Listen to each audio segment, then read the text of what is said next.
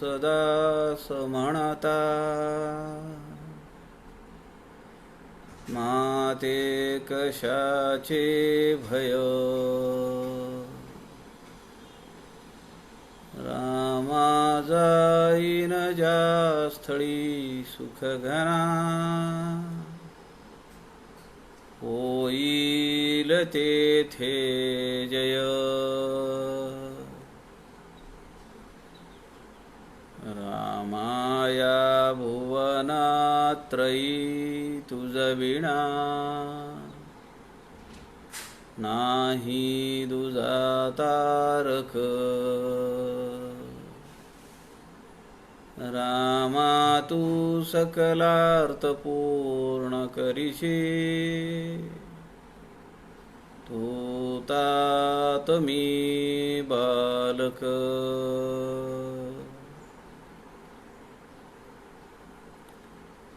सुखा सारिखे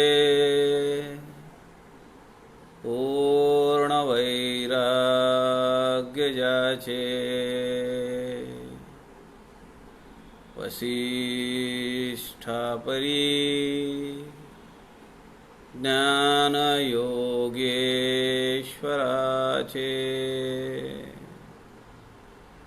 कवी वाल्मिकी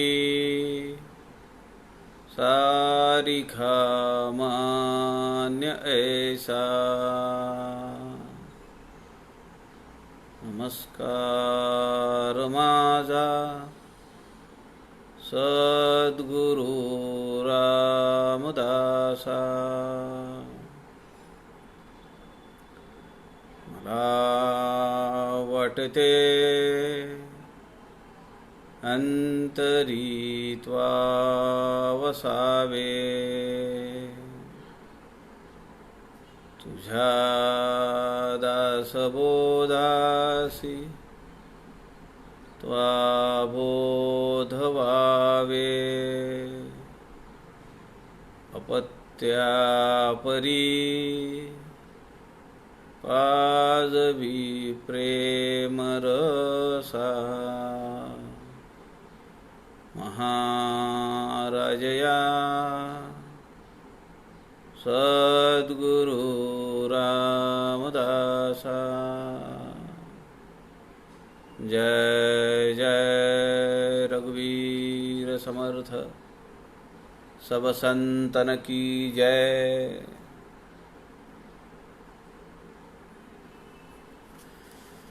सज्जन हो नमस्कार। सद्गुरू समर्थ रामदास स्वामींच्या वाङ्मयाचा प्रचार प्रसार व्हावा या हेतूने आदरणीय प्रवीणजी शास्त्री दिवाकर यांनी संत समागम फेसबुक लाईव्ह पेज हे व्यासपीठ आपल्याला उपलब्ध करून दिलेलं आहे। या व्यासपीठाच्या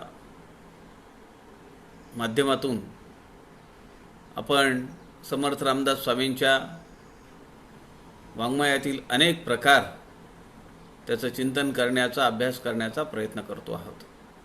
सध्या आपण समर्थ रामदास स्वामींनी आपले प्रथम शिष्य श्री उद्धव स्वामी यांना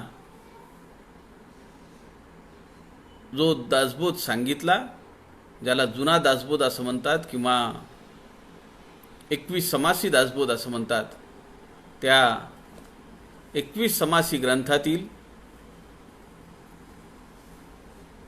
समास क्रमांक 18 आपण सध्या पाहतो आहोत।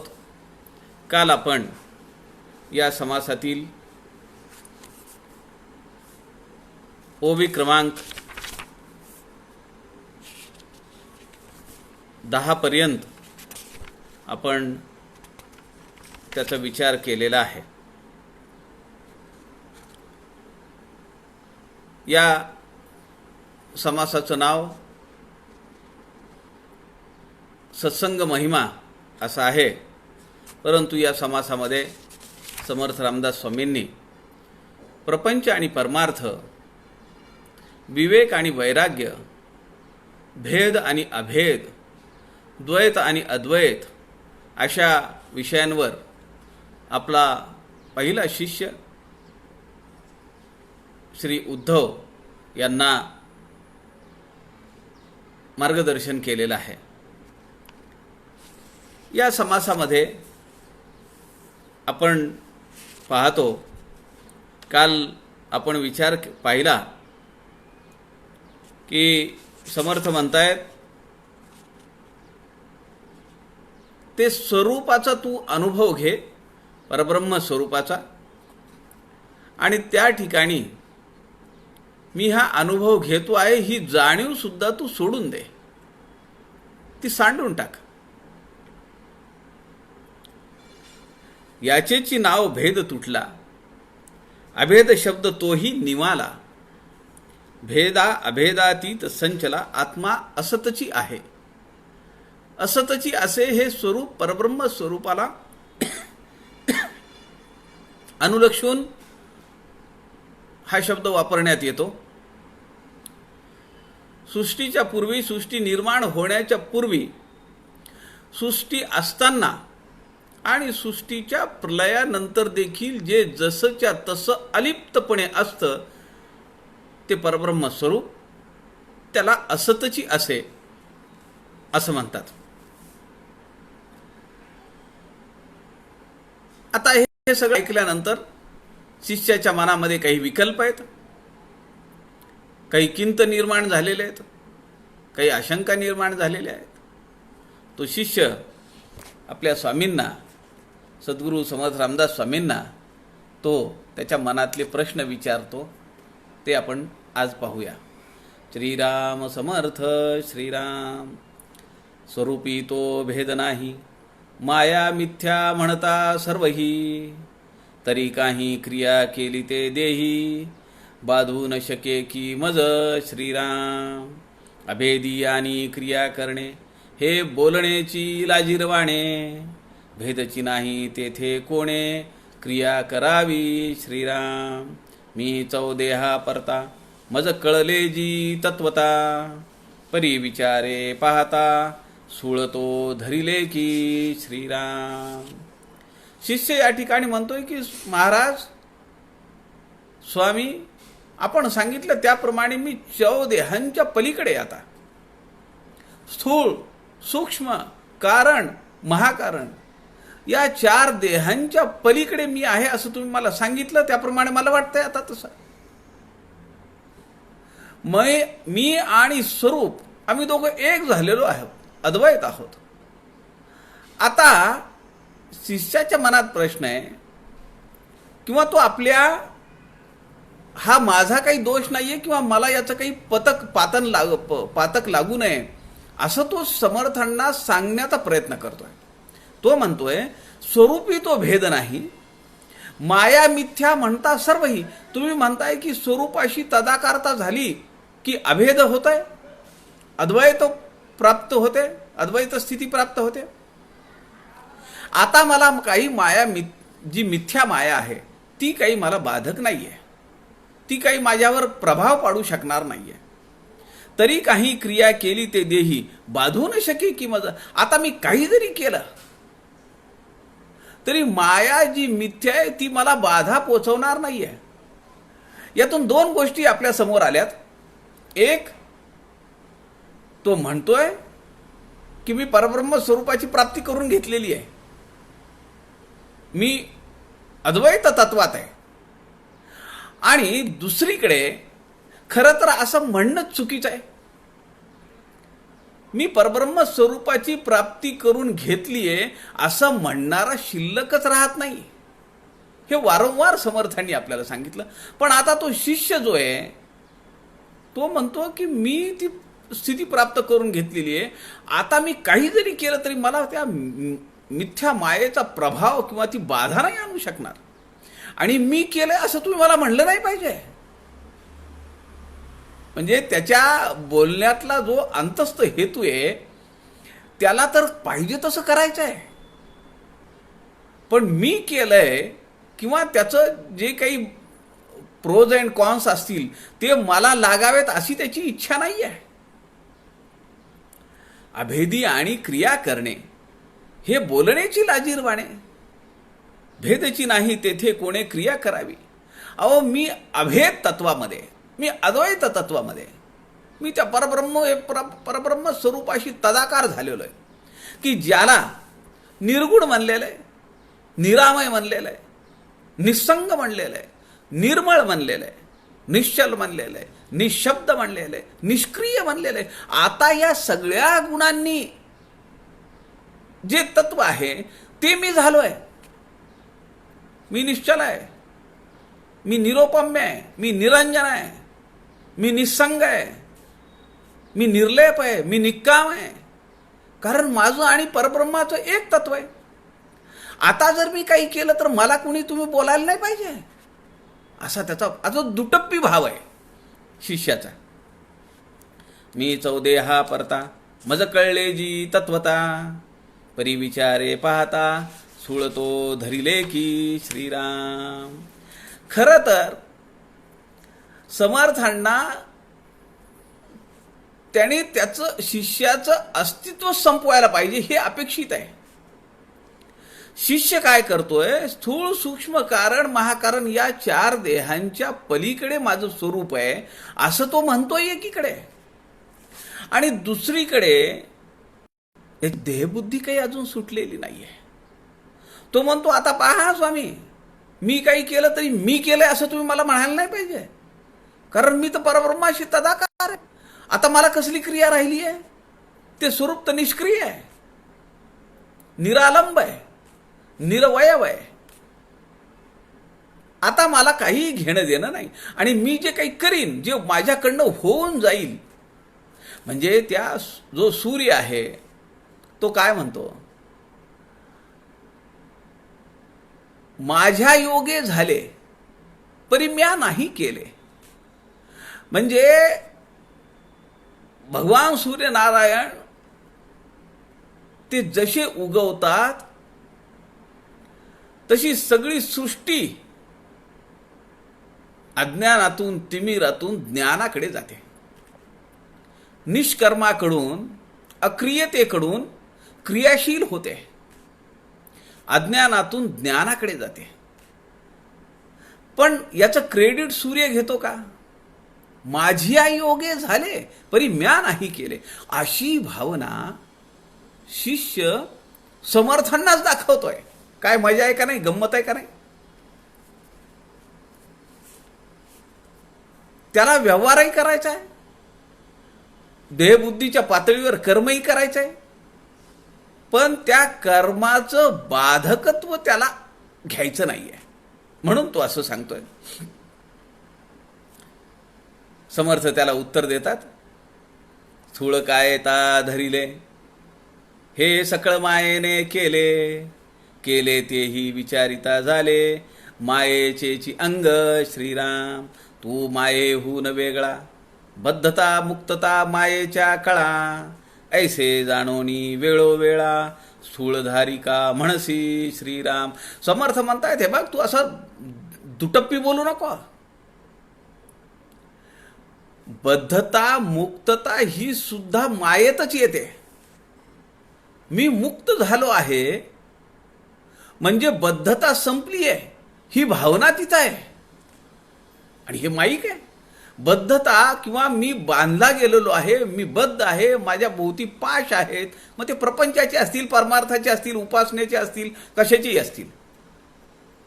पण असं म्हणणं की मला मी बांधल्या गेलेलो आहे असं म्हणणं सुद्धा बद्धता आहे. एक मोठा आश्रम आहे.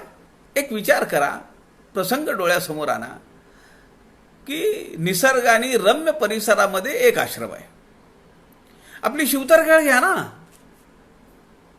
समर्थांच्या पदस्पर्शाने पावन झालेली ही शिवतरगळ, ज्या ठिकाणी 1660च्या दरम्यान समर्थ रामदासांनी 200 समासी दासबोध सांगितला आणि त्यांचे शिष्योत्तम पट्टशिष्य कल्याण स्वामींनी तो लिहून घेतला. आता त्या घळीमध्ये अनेक वर्ष समर्थ राहिलेले आहेत. ते स्थळ महात्म्य आहे आजही. त्या ठिकाणी गेल्यानंतर आपल्याला घळीमध्ये बसल्यानंतर प्रपंचाची कुठलीही भावना आपल्या अंतःकरणाला स्पर्श देखील करत नाही. गडावर जा, गोंदवल्याला जा, समाधीच्या समोर बसा, महाराजांच्या समोर, कुठलाही व्यवहारातला विषय तुमच्या अंतःकरणाला स्पर्श करू शकत नाही, अशी ती स्पंदनं त्या ठिकाणी आहेत. आता तिथला जर एखादा व्यवस्थापक, एखादा ट्रस्टी, एखादा विश्वस्त, तो जर तिथं राहत असेल, काही कालांतरानंतर त्याला असं वाटतं की मी इथला सर्वे सर्व आहे, असं त्याला वाटायला लागतं. खरं तर ती घळ कुणाची? परांजपेंची. त्या घळीमध्ये परांजपेंनी ती घळ मंडळाला दिली. ती जागा 9-9.5 एकरची ती जागा आहे. त्या ठिकाणी समर्थ वावरले. समर्थांच्या नावाने त्या ठिकाणी देणगी येते. समर्थांना नमस्कार करण्यासाठी लोक तिथे येतात. आणि एकीकडे मी ते क्रेडिट घ्यायचं माझ्याकडे, अशातला काही भाग शिष्याच्या मनात उपजलेला आहे. स्थळ म्हणतात, समर्थ म्हणतात, स्थूळ काय ता धरिले, तू देहबुद्धी अजून सोडलीच नाही. हे सकळ मायेने केले. अरे तू लक्षात का नाही घेत? केले तेही विचारिता झाले मायेचेची अंग. आणि जे केलंय किंवा जे तुला करायचंय ते तू मला विचारतो की मी जे काही व्यवहारात वागेन, मी जे काही करेन, बोलेन, त्याचं मला काही लागलं नाही पाहिजे? हे माईक आहे. तू मायेहून वेगळा, लक्षात घे. परत समर्थ त्याला समजावून सांगतात, लक्षात घे, तू मायेपेक्षा वेगळा आहेस. अरे तू जर स्वरूपाला प्राप्त झाला असं जर म्हणत असशील तर तू देहबुद्धीमधलं का बोलतो? तू अजून बद्धता मुक्तता मायेच्या कळा, ऐसे जाणोनी वेळोवेळा, स्थूळधारी का म्हणसी?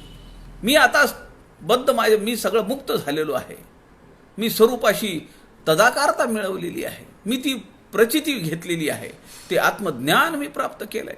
माझं निज स्वरूप मी प्राप्त केलंय, असं एकीकडे म्हणतो. आणि पुन्हा एकीकडे म्हणतो की मी जर काही बोललो किंवा मी जर काही वागलो तर त्याचं दूषण तुम्ही मला देऊ नका, कारण हे सगळं माईक आहे. हे बंधन असणं आणि मी मुक्त झालोय म्हणणं हे सुद्धा मायेतच येत आहे, असं समर्थ सांगतात. आद्य शंकराचार्य आपल्या आत्मषटकामध्ये म्हणतात, न मुक्तीर्न बंधा.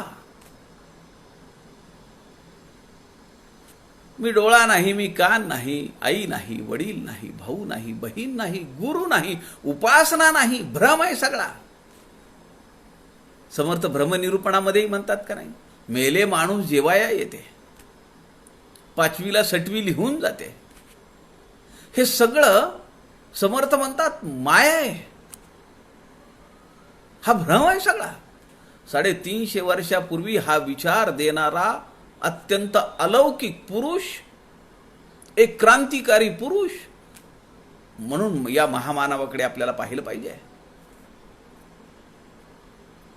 आता पुन्हा शिष्य विचारतो, स्वामी बोलिले ती बरवे, परिस्थूळ आहे तो कैसे वर्तावे, हे स्वामीने मज सांगावे, कृपा करुनी श्रीराम. समर्थ म्हणतात की तू त्या स्थूळात अडकू नको, देहबुद्धीत अडकू नको. आता पुन्हा शिष्याच्या मनात प्रश्न आहे. तो म्हणतो, स्वामी तुम्ही म्हणता ते सगळं मला पटलंय. स्वामी बोलिले ती बरवे, तुम्ही काय, तुम्हाला तुमच्या बोलण्याला तोड नाहीये स्वामी. तुम्ही जे बोलता ते एकदम काळ्या दगडावरची रेग आहे. स्वामींची स्तुती करतोय तो. परिस्थूळ कैसे आहे ते कैसे वर्तावे. पण स्थूळ मी ज्या देहबुद्धीतून बोलतोय त्याचं निराकरण कसं करावं, हे स्वामीने मज सांगावे, कृपा करुनी. आता पुढच्या 17व्या ओवीपासून 23व्या ओवीपर्यंत समर्थ रामदास स्वामी त्याला जगामध्ये कसं वागलं पाहिजे ते सांगतायत. एक लक्षात घेतलं पाहिजे, हा दासबोध समर्थ रामदास स्वामींनी देशाचं परिभ्रमण करण्याच्या पूर्वी आपला पहिला शिष्य उद्धवांना सांगितलंय. उद्धव अत्यंत बालक अवस्थेमध्ये आहे, बाल्यावस्थेत आहे. दशपंचक गावच्या कुलकर्ण्यांनी पहिलं झालेलं अपत्य समर्थांना दिलेलं आहे. आता समर्थांची तळमळ अशी आहे की यांनी संसारात पडू नये.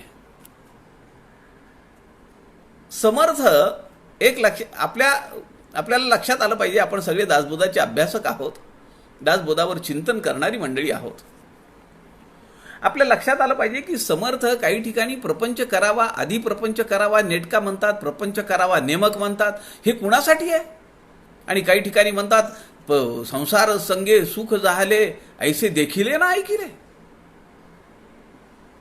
संसारामध्ये ज्याला सुख मिळतं असं वाटतं तो महामूर्खा माझी मूर्ख, असं समर्थ म्हणतात. हे विपर्यस्त बोलणं कसं काय? दोन टोकांचं बोलणं कसं काय? आपल्या लक्षात आलं पाहिजे. हा दासबोध समर्थांनी उद्धवांना सांगितला आहे आणि समर्थांची खडतर तपसाधना आत्तापर्यंत झालेली आहे. त्यांना महावीर हनुमान, प्रभू श्रीरामचंद्र यांनी दर्शन दिलेलं आहे. आता समर्थांच्या लक्षात आलेलं आहे की प्रपंच करून हे काही झालं नसतं. बरं झालं मी आसनगावच्या बोहल्यावरून निसटलो आणि या ठिकाणी आलो, म्हणून मला हे सगळं गवसलं, म्हणून मला हे सगळं प्राप्त करता आलं. पण हा जर माझा शिष्य, पहिला शिष्य आहे हा, आणि हा जर पुढे जाऊन प्रपंचात अडकला, संसारात अडकला, तर कसं होईल आपल्या संप्रदायाचं? म्हणून समर्थ आपल्या पहिल्या शिष्याला प्रपंचाची भानगड करू नको असं सांगतायत. त्यामुळे या ज्या पुढच्या ओव्या समर्थांनी सांगितलेल्या आहेत त्यामध्ये आपल्या लक्षात येईल की प्रपंचा विरुद्ध टोकाचं समर्थ बोलतायत. समर्थ काय म्हणतात त्याचा आपण विचार करूया. ऐक शिष्या साराचेही सार, जेणे पाविजे पैल पार, सांगतो ये वचनी आधार, किंचितही नाही श्रीराम. अरे जयासी परमार्थ भावा, तेणे प्रपंच हा त्यजावा, प्रपंची परमार्थ करावा, तो ठाकेना सर्वथा श्रीराम. करिता प्रपंचाच्या वृत्ती, संसारीचे झोके आदळती, दुःख शोके पडे भ्रांती, मग परमार्थ कैचा श्रीराम. संसारी असोनी अलिप्त म्हणे, त्याचे फटकाळ बोलणे, आधार धरी टाकावा कोणे, प्रपंच म्हणोनी श्रीराम. प्रपंच म्हणजे उदास नागवणा, आणि परमार्थ म्हणजे प्रपंच बुडवणा. परस्परे या दोघा जना, सर्वथान पडे श्रीराम. परमार्थ हा नव्हे सोपा, ज्ञान गोष्टी व्यर्थ बापा. जरी होईल ईश्वर कृपा, तरीच हा प्रपंच सुटे श्रीराम. अरे शिष्या आम्ही सांगणे, परी तुझ लागे क्रिया करणे. परमार्थ जोडला आणि डगमगणे, केवळ अज्ञान श्रीराम. तुमच्या माझ्या जीवनातल्या अनेक प्रसंगांचं स्मरण आपल्याला ह्या ओव्या वाचताना झालं पाहिजे. समर्थांनी वर्मावर बोट ठेवलंय, दांभिकपणावर बोट ठेवलंय. प्रपंचात राहून मी परमार्थी आहे किंवा आता माझी देहबुद्धी संपलेली आहे असं म्हणणं हा दांभिकपणा आहे. समर्थ इथं म्हणतात, ऐक शिष्या साराचेही सार. अरे तू आता ऐक, मी तुला जे सांगेन. समर्थ उद्धवांना अत्यंत आपुलकीनं सांगतायत, तळमळीनं सांगतायत, कळकळीनं सांगतायत, कारण त्यांचा हा पहिला शिष्य आहे. हो, आपल्या पहिल्या शिष्यानी आपल्याला हवा तसा परमार्थ आणि संप्रदाय वाढवला पाहिजे. सुरुवातीला जर गडबड झाली तर कसं व्हायचं? म्हणून समर्थ रामदास स्वामी आपल्या पहिला शिष्य उद्धवाला मोठ्या कळकळीनं सांगतायत, कारण त्याच्याही अंतःकरणात तशीच तळमळ आहे. म्हणून समर्थांनी निजधामी जायच्या अगोदर उद्धवांना गडावर बोलवून घेतलेलं आहे. त्याच्या पाठीमागचं आपल्याला इंगित समजलं पाहिजे. ऐक शिष्या साराचेही सार, जेणे पाविजे पैल पार. मी जे तुला काही सांगणार आहे ते अत्यंत गुह्यतम ज्ञान आहे, अत्यंत महत्वाची गोष्ट मी तुला सांगणार आहे की जी ऐकल्यानंतर तू जन्म मृत्यू चक्राच्या पलीकडे जाशील. पहिलं पार जेणे पाविजे पहिलं पार, सांगतो ये वचनी आधार किंचितही नाही. इथं तुला लपण्यासाठी बिलकुल जागा नाही आहे. आणि मी जे तुला सांगतोय त्याला कुठेही त्यामध्ये लूपहोल्स नाही आहेत, त्यामध्ये लॅक्युना नाही आहे, त्यामध्ये पोकळी नाही आहे, किंचितही नाही. बिलकुल तुला काही जागा नाही आहे सुटायला ह्याच्यातून. पण तू लक्ष देऊन ऐक, जेणेकरून तू या जन्म मृत्यूच्या पलीकडे जाशील. अरे जयासी परमार्थ व्हावा, तेणे प्रपंच हा त्यजावा. प्रपंची परमार्थ करावा, तो ठाके ना सर्वथा. प्रपंचात राहून परमार्थाची अत्युच्च पातळी गाठणं हे शक्य नाही आहे. समर्थ आपल्या अंतःकरणातली गोष्ट उद्धवांना सांगतायत. एका अर्थाने ते मन की बात सांगतायत आपल्या शिष्याला. ते म्हणतायत की तुला जर परमार्थ करायचा आहे ना, तू मला आदर्श मानतो ना, तू मला सद्गुरू मानतो, तू स्वामी मानतो, मग तू एक काम कर, तुला माझ्यासारखं व्हायचं आहे. मग मी जे सांगतो त्याप्रमाणे तू वाग. तू प्रपंचाचा बिलकुल विचार करू नको, कारण मी तुला सांगतो प्रपंच करून या पातळीचा परमार्थ होणे शक्य नाही. आता काही अपवाद आहेत. रामकृष्ण परमहंस, शारदा माता यांचा प्रपंच आहे का हो? तसं पाहिलं तर ते नवरा बायको आहेत. पण शारदा मातांना ठाकूर कुठल्या रूपात पाहतात? काली मातेच्या रूपात पाहतात, आई म्हणून पाहतात. अशी जोडी इतिहासात आपल्याला शोधून सापडणार नाही. संत नामदेव आहेत, संत एकनाथ आहेत, हे अपवाद आहेत. पण अपवाद नियम नाही होऊ शकत. अपवाद हा अपवाद असतो, तो नियम होऊ शकत नाही. संत नामदेव, मीराबाई, ठाकूर, शारदा माता, नाथ महाराज ही सगळी अपवाद आहेत. समर्थ म्हणतात, अरे जयासी परमार्थ व्हावा, तेणे प्रपंच हा त्यजावा. प्रपंचिक व्हायच्या अगोदर त्याचा त्याग करणं शक्य आहे. आता जर आपल्यापैकी कुणाला जर वाटलं की प्रपंच सोडला पाहिजे आणि जंगलात जाऊन बसलं पाहिजे, शक्य आहे का? जयासी वाटे सुखची असावे, तेणे तत्काळ दिगंतराप्रती जावे. समर्थांचं वचन आहे. काय राहतं मला सांगा ना. मागच्या 1.5 वर्षाच्या काळामध्ये आम्ही पाहिलं, आमचे मित्र, आमचे नातेवाईक, आमच्या जवळचे आप्तेष्ट, स्नेही निजधामी गेले. अचानक गेले का नाही? 2 दिवस, 4 दिवस, 5 दिवस. अहो, जाताना निरोप सुद्धा घेता नाही आला. अशा तडकाफडकी गेले किंवा आजारी पडून गेले, परंतु त्यांचा नंतर आपल्याला चेहरा सुद्धा पाहता आला नाही. बोलणं तर फार लांब राहिलं. काय अडलं? जगहाटी चालली आहे ना. घरामध्ये करता पुरुष राहिला नाही अशी कित्येक घरं आहेत. म्हणून लोक उपाशी मेले का? प्रपंच चालू आहे, तो थांबत नाही. आपल्याला वाटतं की मी जर गेलो, आज घर सोडून गेलो, तर कसं होईल उद्या पोरांचं, कसं होईल बायकोचं, कसं होईल नवऱ्याचं, कसं होईल सासू सासऱ्यांचं. असं काही अडत नाही. समर्थ म्हणतात, करिता प्रपंचाच्या वृत्ती, संसारीचे झोके आदळती, दुःख शोके पडे भ्रांती, मग परमार्थ कैचा श्रीराम.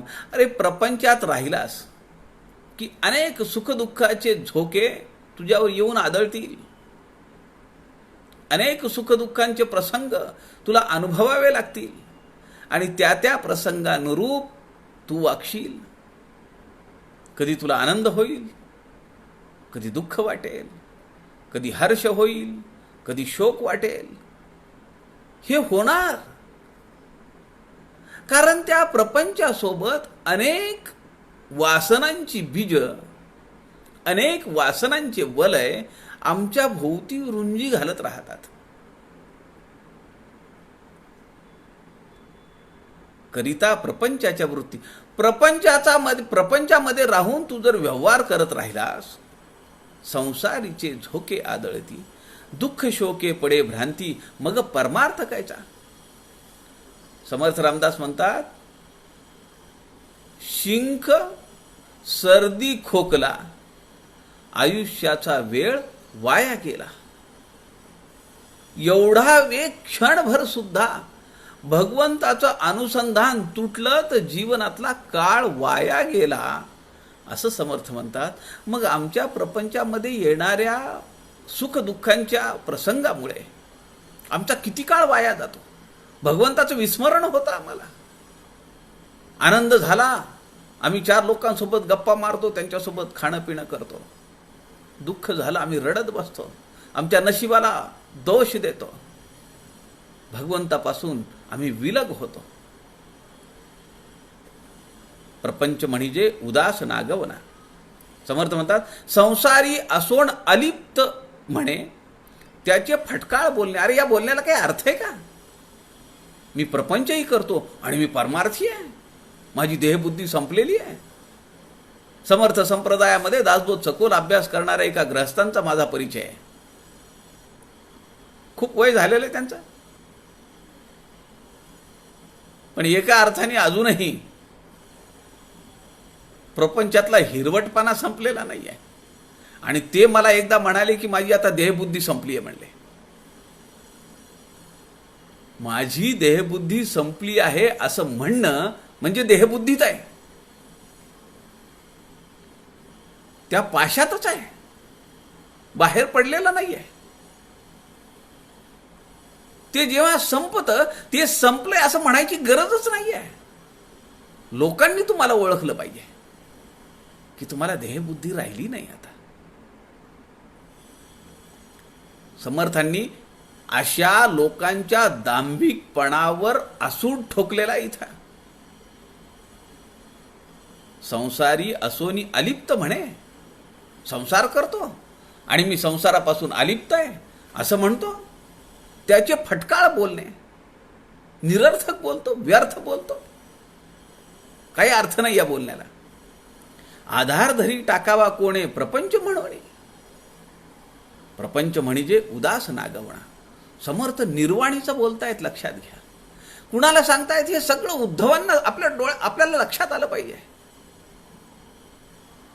बाकी जेव्हा पूर्ण देशाचं परिभ्रमण झालं, अनेक शिष्यांचा संप्रदाय जमला, 1100 मठ 1400 मठपती तयार झाले, तेव्हा समर्थांना वाटलं की अरे असं जर आपण बोललो तर संप्रदाय वाढेल कसा, कारण हे सगळे प्रापंचिक आहेत.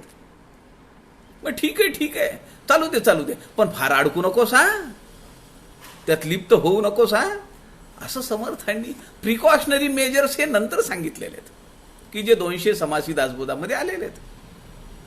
हा निखळ परमार्थ आहे की समर्थ आपल्या प्रथम शिष्य उद्धवांना सांगतायत. समर्थ म्हणतात, प्रपंच म्हणजे उदास नागवणा. अरे प्रपंच करणारा माणूस उदास राहतो, त्याच्याजवळचं सगळं सात्विक आचरण जे आहे, सात्विक विचार जे आहेत, ते सगळे हिरावून घेतले जातात. समर्थांच्या शब्दामध्ये तो नागवा होतो.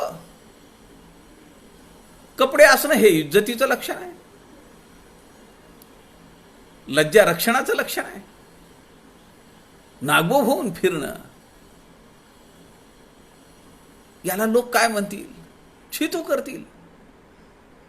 प्रपंच हा तुझ्या जीवनाला असा नाशाकडे घेऊन जाईल. प्रपंच म्हणजे उदास नागवणा. आणि परमार्थ म्हणजे प्रपंच बुडवणं. ज्याच्या अंतःकरणात परमार्थ प्रदीप्त झाला तो प्रपंचापासून झटक्यात बाजूला पडतो. कवी कालिदासांचं काय झालं, कवी सूरदासांचं काय झालं, कसे एका क्षणात बाहेर पडले. आणि परमार्थ म्हणजे प्रपंच बुडवणा. परस्परे या दोघा जना सर्वथान घडे. एक लक्षात ठेव, तू हे दोन्ही करतो म्हणशील, प्रपंचही उत्कृष्ट करतो, परमार्थ सुरेख करतो, या बोलण्याला काही अर्थ नाही आहे. त्यामुळे तू मनामध्ये कधीही प्रपंचिक होण्याचा, सांसारिक होण्याचा विचार करू नको. समर्थ दासबोधामध्ये म्हणतात, हरिकथा सांडू नये, निरूपणा तोडू नये, परमार्थास मोडू नये, प्रपंच बळे श्रीराम. तुमच्या आमच्या जीवनामध्ये असे अनेक प्रसंग आहेत. कीर्तनाला आपण बसलो आहोत, प्रवचनाला बसलो आहोत आणि घरातून आवाज देतंय कोणीतरी, दारावरची बेल वाजतीये, उठावं लागतं. कुणी आवाज दिला, नातवानी आवाज दिला, घरातल्या माणसांनी आवाज दिला, भूक लागली आहे मला वाढ म्हणलं तर जाऊन वाढावं लागतं. आपलं जे चालू आहे श्रवण मनन चिंतन ते आपल्याला बंद करावं लागतं. समर्थ म्हणतात प्रपंच हा असा घातकी आहे. हरिकथा सांडू नये, निरूपण तोडू नये, परमार्थास मोडू नये, प्रपंच बळे. तुमच्या आमच्या जीवनात असे अनेक प्रसंग आपण जर शोधले तर आपल्या लक्षात येतील. प्रपंच करावा नेमक, पहावा परमार्थ विवेक, जेणेकरिता उभय लोक संतुष्ट होती. हे अपवादात्मक उदाहरण आहे. नाथ महाराजांचं उदाहरण आहे, तुकाराम महाराजांचं उदाहरण आहे, मीराबाईचं उदाहरण आहे. हे अपवादात्मक उदाहरण आहेत. प्रपंच करावा नेमक, नेमका, नेटका, नेट लावून केलेला प्रपंच नव्हे. आधी प्रपंच करावा नेटका, म्हणजे आधी म्हणजे वयाच्या 60व्या वर्षापर्यंत 24 तास नेट लावून केलेला प्रपंच म्हणजे नेटका का? कारण पुढे समर्थ म्हणतात नेटका करिता फिका होत जातो. त्याची आसक्ती कमी व्हायला पाहिजे का नाही? आमची आसक्ती कमी होतीये का? प्रपंचातली आमची गुंतता, आमची लिप्तता, आमची सोडवणूक झाली आहे का? तर मग आपल्याला म्हणता येईल की आमचा प्रपंच हा नेमकपणे चाललाय, नेटका प्रपंच चाललाय, तर म्हणता येईल. विवेके अंतरी सुटला, प्रपंचापासून अंतःकरणातून सुटलं पाहिजे. राग हा आणता आला पाहिजे, तो स्वभाव नसला पाहिजे. प्रपंच हा दाईसारखा केला पाहिजे असं ठाकूर म्हणत, रामकृष्ण परमहंस. प्रपंच कसा केला पाहिजे? दाईसारखा केला पाहिजे. ती जी दाई असते बाळाला वाढवते ती त्याच्यात गुंतत नाही. पण आईसारखा जर प्रपंच केला तर पोरगाला आता घालतोय, पोरगा आई वडिलांना बेदखल करतोय, तरी पण पोराची आसक्ती काही आम्हाला सुटत नाही. नातवाची आसक्ती त्यापेक्षाही सुटत नाही. विवेके अंतरी सुटला, विवेकाच्या बळावर आतल्या आत प्रपंचाला विरघळवता आलं पाहिजे. विवेके अंतरी सुटला, वैराग्ये प्रपंच तुटला, अंतर्बाह्य मोकळा झाला, निसंग योगी. हे ज्ञानी पुरुषाचं लक्षण आहे. अनेक ऋषी मुनींनी संसार केलेला आहे, प्रपंच केलेला आहे, पण ते लिप्त झाले का? त्यांची स्थिती आहे ही. समर्थ जे वर्णन करतात ते, संसार त्याग न करिता, प्रपंच उपाधी न सांडिता. आहे प्रपंचात, हो चालू आहे प्रपंच, पण त्यात अटॅचमेंट आहे का? बंध आहे का? बॉन्ड निर्माण झालाय का? हे क्षणोक्षणी पाहिलं पाहिजे. समर्थ म्हणतात संसार त्याग न करिता, प्रपंच उपाधी न टाकिता, जनामध्ये सार्थकता विचारेची होय. विचारपूर्वक आपण वागलं पाहिजे. भगवंतानी बुद्धी कशाला दिली आहे? समर्थ म्हणतात, परनाळी पाहोण उचले, जीवसृष्टी विवेके चाले, पुरुष होऊन भ्रमले, यासी काय म्हणावे श्रीराम. अहो म्हणाले, पानाला कुरतडून खाणारी आळी सुद्धा त्या झाडाची सगळी पानं कुरतडत खात राहते, पण खाली पडत नाही. कशी धरते ती, कशी फिरते, कसं पान कुरतडते. ती जर एक आळी, पानं कुरतडून खाणारी आळी विवेकावरती खाली पडत नाही, तिला बुद्धी आहे. मग एवढा 5.5-6 फुटाचा देह तुला दिला, एवढा विवेक दिला, विचार दिला, त्याचा का नाही विचार करत? संसार त्याग न करिता, प्रपंच उपाधी न सांडता, जनामध्ये सार्थकता विचारेची होय. विचार केला पाहिजे, तो सारासार विचार असला पाहिजे. शाश्वत काय अशाश्वत काय याचा विचार असला पाहिजे. आणि हे सगळं नित्य केलं पाहिजे. नित्य विवेक. संसारी असता मुक्त, तोची जाणावा संयुक्त. जनक राजाचं उदाहरण कसं आहे? प्रपंच चालू आहे का नाही? राजा आहे, सम्राट आहे, पण त्या राजवाड्यात राहत असलेला साधू दरबारात बसलाय आणि जेव्हा बातमी येते की राजवाड्याला आग लागली, तेव्हा साधू बेचैन आहे. का? तर माझं एकच लंगोट आहे आणि मी ते वाळत घातले आणि ते जळून जाईल. अरे पण राजा तर निवांत बसलाय ना. कोण ममत्वातून सुटलेला आहे? कोण प्रपंच उपाधीतून सुटलेला आहे? पुढे समर्थ म्हणतात, परमार्थ हा नव्हे सोपा, ज्ञान गोष्टी व्यर्थ वापा, जरी होईल ईश्वर कृपा, तरीच हा प्रपंच सुटे श्रीराम. आमच्यावर ईश्वराची कृपा झाली तर हा प्रपंच सुटू शकतो. एकच कारण आहे त्याला. आणि ती भगवंताची कृपा कशी होईल, त्यासाठी आम्हाला काय उपासना करावी लागेल, काय करावी लागेल, काय साधना करावी लागेल, याचा आम्ही अहर्निश विचार केला पाहिजे. परमार्थ हा नव्हे सोपा. अरे वाटतं तेवढं हे सोपं नाहीये. हा काटेरी मुकुट आहे. ज्ञान गोष्टी व्यर्थ वापा. नुसती शाब्दिक प्रपंच, शाब्दिक गोष्टी करणे, पोपटपंची करणे, याला काही अर्थ नाहीये. जरी होईल ईश्वर कृपा, तरीच हा प्रपंच सुटे. परमेश्वराची, भगवंताची जर कृपा झाली तर मग मात्र तू प्रपंचात असलास काय आणि परमार्थ नाही केला काय, एकच आहे. पण ती भगवंताची कृपा तुझ्यावर व्हायला पाहिजे. त्यासाठी तू रामाला भज. त्यासाठी तू आपण जो गोमायापासून तयार केलेला मारुती आहे त्याची तू उपासना कर.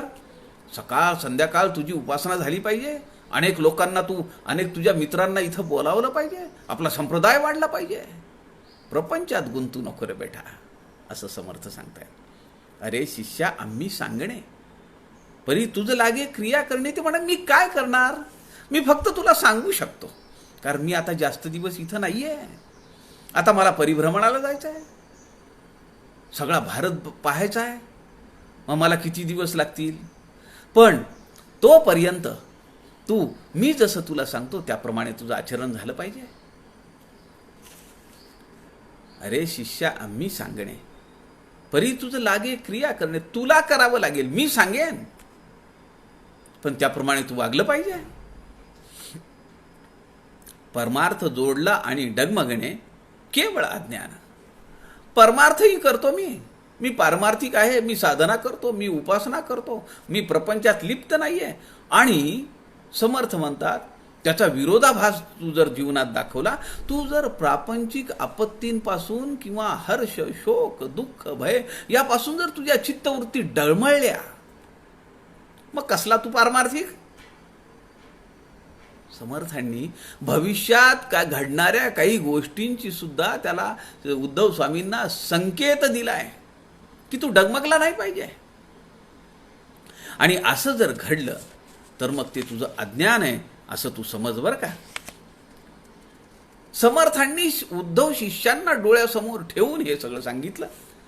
12 वर्ष समर्थ भारताची परिभ्रमा करते झाले आणि त्यांनी नंतर जे दासबोध लिहिला त्यामध्ये सांगितलं, आधी प्रपंच करावा नेटका, मग घ्यावे परमा. अरे ठीक आहे, तुला तू केलं ना लग्न, आता बायकोला वाऱ्यावर सोडू नको, आता पोरांना वाऱ्यावर सोडू नको, आता कर, आधी कर, थोडा प्रपंच कर, मग घ्यावे परमार्थ विवेका. विवेकाच्या बाळावर बंधू लोकांच्या आहारी जाऊ नकोस, मेंढ्यासारखं वागू नकोस. सगळे लोक चालले म्हणजे तूही त्यांच्या मागे जाऊ नकोस. तू विचार कर, तुला बुद्धी दिलेली आहे. येथे आळस करू नका, विवेकी हो. तुम्ही विवेकी आहात, तुम्ही बुद्धिमान आहात. प्रपंच सांडून परमार्थ केला तरी अन्न मिळेना खायला. समर्थ त्या शिष्यांची, नंतरच्या या आपल्या मठपतींची किंवा नंतर जोडलेला जो संप्रदाय, त्यांची थोडी भलावण करतात, त्याला थोडा आधार देतात, त्यांना पाठबळ देतात की असा एकदम अविचार करू नका. उद्धव हा आमचा पहिला शिष्य आहे, त्याप्रमाणे तुम्ही जर असं सगळं सोडून द्याल तर मग बायका पोरं रस्त्यावर येतील, त्यांच्या तसं तुम्ही करू नका. खरं तर समर्थ आपल्याला माहिती आहे की समर्थांचा दासबोध हा प्रपंच आणि परमार्थाला द्योतक आहे. इहलोक आणि पारलौकिक जीवन यशस्वी करण्यासाठी, संपादन करण्यासाठी दासबोध सांगितलेला आहे. आणि केवळ पारमार्थिक सुख मिळण्यासाठी काय सांगितलंय, ते सोलीव सुख सांगितलं कल्याण स्वामींनी समर्थांची कृपा झाल्यानंतर. म्हणून पारमार्थिक दृष्ट्या सोलीव सुख असं नाव आहे. आणि आनंदवन भुवनी हे जे काव्य आहे ते केवळ भौतिक सुखाचा विचार आहे. उदंड दहाले पाणी, स्नान संध्या करावया, म्लेच्छ तुडवून टाकला, अपस्मार राक्षस सगळे यवन संपले, बुडाला औरंग्या पापी, म्लेच्छ संहार झाला,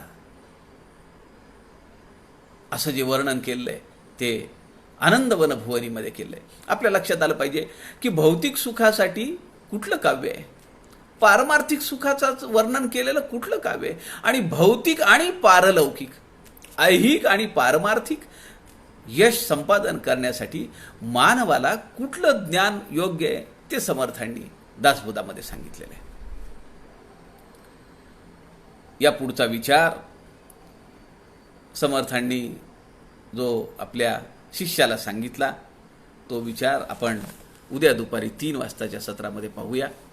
आपल्या सगळ्यांच्या हृदयस्थ परमेश्वराला वंदन करतो. झालेली सेवा समर्थांच्या चरणी अर्पण करतो. जय जय रघुवीर समर्थ.